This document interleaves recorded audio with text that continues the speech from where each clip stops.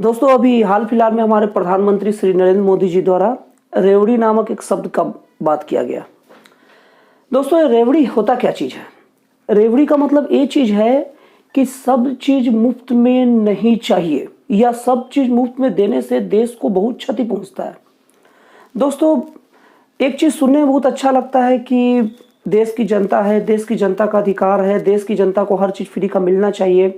ये सुनने में अच्छा लगता है, लेकिन जरा आप सोचिए, मान लीजिए कोई डॉक्टर्स हैं, अगर डॉक्टरों को पूरी तरह से मजबूर कर दिया जाए कि आप सब चीज़ एकदम सस्ते में इलाज करो, इलाज एकदम सस्ते में करो या मुफ्त में इलाज करो क्योंकि आप डॉक्टर हो। और ये चीज़ आप अक्सर सुनते होंगे कि लोग टीचरों को एक ज्ञान देते होंगे, जो लोग बेचारे छोटे लेवल पर कोचिंग चलाते हैं, जहाँ तहाँ उनका फीस भी लोग नहीं देते हैं और बहुत दिनों के बाद वो बेचारे फीस मांगने जाते हैं टीचर कोचिंग के, तो लोग उनको कहते हैं आप तो गुरु हैं, आप फीस के लिए इतना बोलते हैं, अच्छा लगता है क्या? मतलब उनको ऐसा ज्ञान देकर समझाते हैं जैसे कि वो हवा पानी से चलता है, उसको खाने पीने की जरूरत नहीं रहता, उसको भौतिक जरूरत है ही नहीं।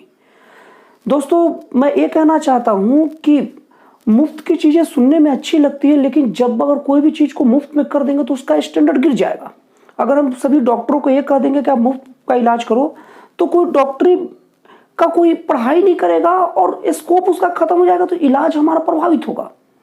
अगर कोई शिक्षा के क्षेत्र में कह दे कि जितने जो टीचर हैं सब मुफ्त के पढ़ाई करवाएंगे, तो फिर कोई टीचर वाला काम जल्दी कोई नहीं करेगा, तो शिक्षा का स्तर गिर जाएगा। अब दोस्तों, आगे बताने की जरूरत नहीं, अगर हम कोई सरकार को कह देंगे कि सब चीज मुफ्त में ही चलाओ, तो क्या संभव है? सरकार का काम का स्तर गिरेगा कि नहीं गिरेगा? मान लो वो सरकार जैसे तैसे करके निकाल दिया, लेकिन कर्ज लेकर पूरा काम करेगा। अगली सरकार आएगी जिसको अच्छा से काम करना है, उसके बाद धन नहीं रहेगा, उनको नई दिक्कतों का सामना करना पड़ेगा, तो स्तर तो सरकार का भी गिरेगा। मैं इस बात को नहीं कह रहा हूं कि जिनको जरूरत हो उनको ना मिले। मैं बेशक कहता हूं कि इलाज, जितनी जो बड़ी बीमारियां उनका लिस्ट बनाए सरकार और उन सब बीमारियों का इलाज सरकार मुफ्त में कराए। मुफ्त में केवल वही चीज होना चाहिए जो आदमी के हाथ में बिल्कुल नहीं है, खत्म हो चुका है। अब कोई कहेगा बस का मतलब किराया ना लो, बस में यात्रा मुफ्त में कराओ, ट्रेन में यात्रा मुफ्त में कराओ, तो वो आदमी दे सकता है, लेकिन उसके बावजूद भी उसे मुफ्त में देना एक खतरनाक स्थिति है। आदमी के हाथ पे कुछ नहीं है, सिचुएशन नहीं है, परिस्थिति, तो उसे मुफ्त में देना चलता है, लेकिन हर चीज मुफ्त में देना बहुत खतरनाक है और हर चीज को लोग डेमो मांगते हैं। तो इसका एग्जाम्पल अभी देख लीजिए श्रीलंका में। श्रीलंका सरकार को ऐसी श्रीलंका जो देश की ऐसी स्थिति में सबसे प्रमुख कारण मुफ्त में ही चीजें करना है। मुफ्त में मतलब टैक्स वगैरह बहुत ज्यादा कम कर दी। हालांकि उनके डूबने का बहुत सारे कारण गिनाए जा रहे हैं, जैसे कि चीन पर निर्भरता, वो सब भी है, उससे इनकार नहीं है। जैविक खेती को पूरी तरह से लागू करना, इसको मैं प्रमुख कारण नहीं मानता, क्योंकि यहाँ ये माफ कर देने वाली बात ये भी है कि अच्छा स्वास्थ्य, ऑर्गेनिक चीजों का पूर्ति कराना बहुत जरूरी है। लेकिन केवल जैविक खेती का निहाल नहीं हुआ है।